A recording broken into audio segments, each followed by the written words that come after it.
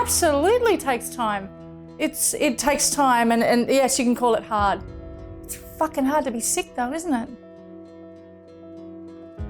The perception of cooking is hard. Well, cooking in general, whether it's done with animal protein or fucking dairy or vegetables or whatever, it's hard. Absolutely takes time. Absolutely. It takes time, and yes, you can call it hard.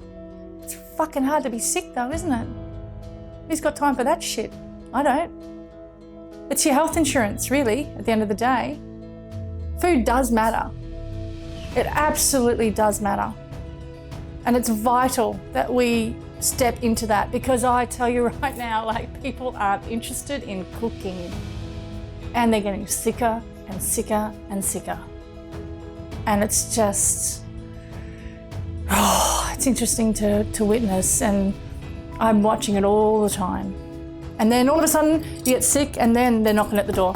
Hey, Chef Cynthia, you know those cooking classes that you developed? I think I need those now. I'm like, no problem, here you go. Let's do this together.